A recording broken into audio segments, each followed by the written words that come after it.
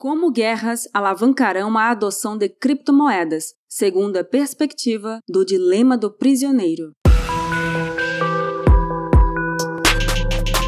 Este é o Visão Libertária, sua fonte de informações descentralizadas e distribuídas.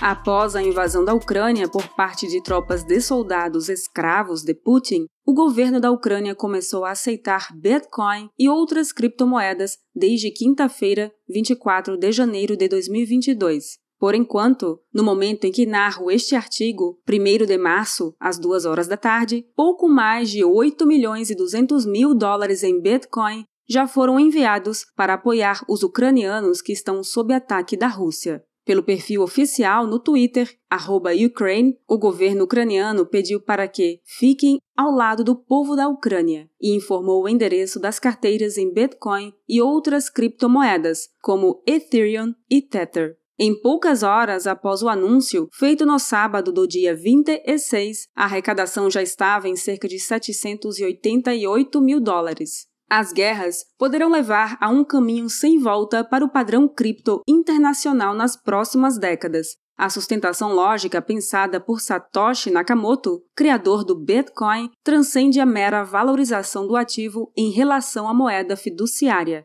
A base lógica do uso globalizado do Bitcoin se firma na teoria dos jogos. Em suma, a teoria dos jogos é um raciocínio matemático para modelar fenômenos comportamentais que podem ser observados quando 2 ou mais agentes de decisão interagem entre si. Quando 2 ou mais pessoas precisam tomar decisões que podem ser conflitantes, existem ponderações feitas por cada indivíduo que podem chegar a um meio-termo entre todos os participantes, porque isso evita um cenário pior onde todos perdem. No caso do Bitcoin, o valor a ser maximizado é a liberdade. E se nenhum tomador de decisão ajudar na liberdade do outro, ambos ficarão numa situação pior do que estavam. Mais especificamente, a adoção de Bitcoin por parte de estados nacionais pode ser analisada à luz do dilema filosófico do prisioneiro, o qual tem muito a ver com teoria dos jogos e que será explicado de forma sucinta neste vídeo.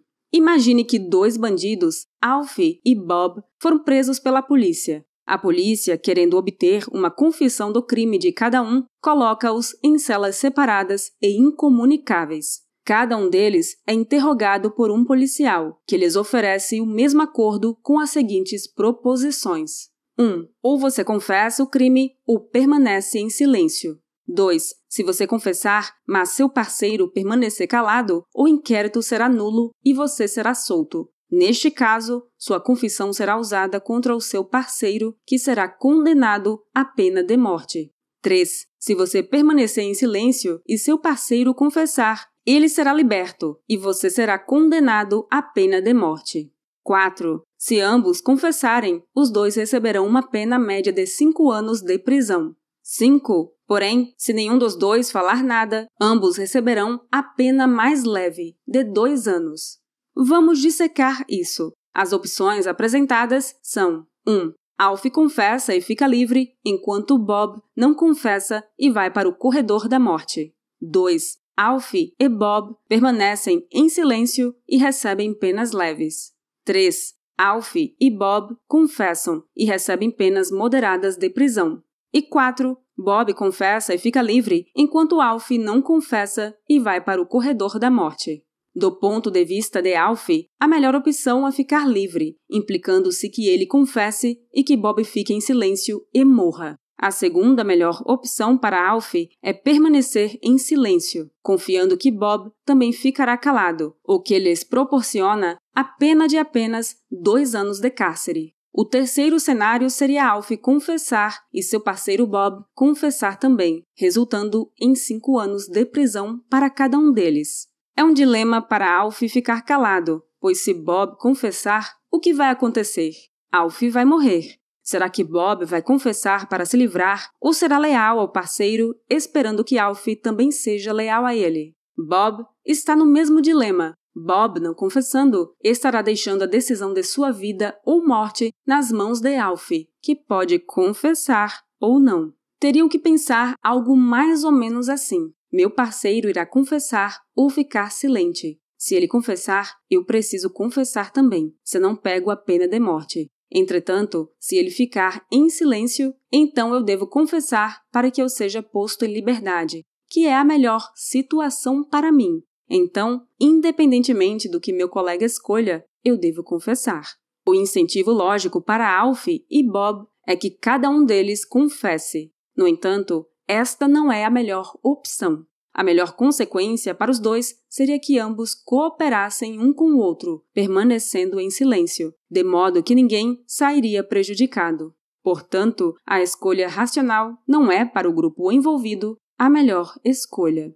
Esse dilema é particularmente especial para comparar com a decisão de estados. Vamos configurar o Estado aqui como uma entidade metafísica, supra-individual, formada pela decisão de vários políticos e funcionários da máquina burocrática. Não apenas entidades. São também máquinas ideológicas formadas desde o advento da agricultura, com clãs de saqueadores, passando por impérios, feudos, reinos, até chegar no Estado moderno. Estados são máfias não cooperativas. São bandidos que roubam a população. Um Estado não confia tanto assim na cooperação de outro Estado. A situação da guerra entre Estados é similar ao momento em que Alf e Bob são presos.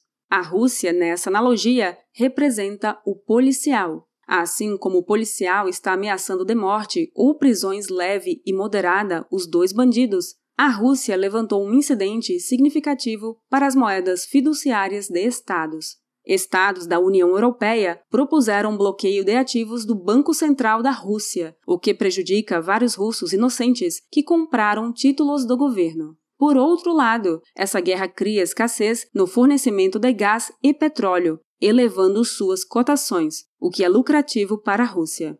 O ponto é, o sistema financeiro mundial está abalado. Mencione-se ainda a corrida aos bancos na Ucrânia, levando a população ucraniana a ter ainda mais escassez de moeda fiat.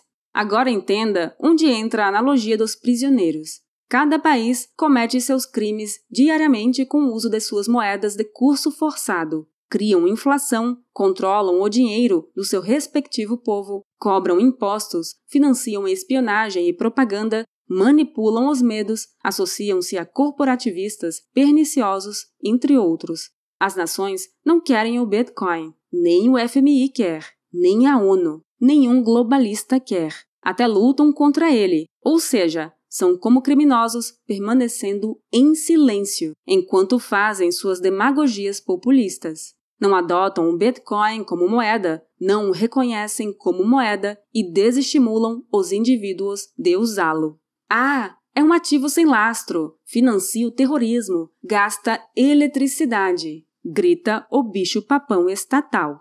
Até que chega a guerra, representada pelo policial, que coloca os países numa situação de dilema. As moedas fiat mostram suas fraquezas. Se a Ucrânia, numa crise, não aceitar Bitcoin, ficará presa ao sistema financeiro internacional, ao dólar, ao euro. Sua população ficará refém da moeda local, que, relembrem, já se mostrou em crise com a corrida aos bancos. Não tem papel moeda para todo mundo. O dinheiro estatal é uma fraude. Aceitar Bitcoin é, para a Ucrânia, uma forma de evitar a pena de morte no dilema dos prisioneiros. Aceitar é o mesmo que confessar. O melhor para a Ucrânia seria não ter que admitir o Bitcoin e os outros países não admitirem também. Essa cooperação existe quando não há crises bélicas entre os países. Essa era sua situação cômoda estatal. Só que a guerra veio. Adotar o Bitcoin torna-se o mesmo que um prisioneiro confessar o crime. Não é o melhor dos mundos para o Estado, mas é a medida mais racional a se fazer no momento de crise. O povo precisa urgentemente comprar comida, armas, combustíveis e se locomover. Mesmo que usem a moeda fiat, o Bitcoin favorecerá a troca ponto a ponto por dólar, euro, rublos, francos, sem ter que necessariamente depender da estrutura física de um banco na Ucrânia. Passada essa guerra, a Ucrânia não poderá dizer para sua população que Bitcoin não é legítimo. Não vai ser tão simples proibir. E agora, os outros países que representam o prisioneiro Bob são impulsionados para o mesmo dilema. A Ucrânia confessou o Bitcoin. Se outro país confessar também, e eu, máfia estatal X, ficar calado, uma hora ou outra, eu vou acabar recebendo pena máxima de morte da minha moeda. Obrigada por sua audiência! Este artigo foi sugerido por Super Hétero ARM, escrito por Rods e revisado e narrado por Baby Yoda. Se você gostou deste vídeo, deixe seu like e o compartilhe em sua rede social. Se você deseja acompanhar nosso conteúdo, inscreva-se no canal e clique no ícone de campainha. Até a próxima!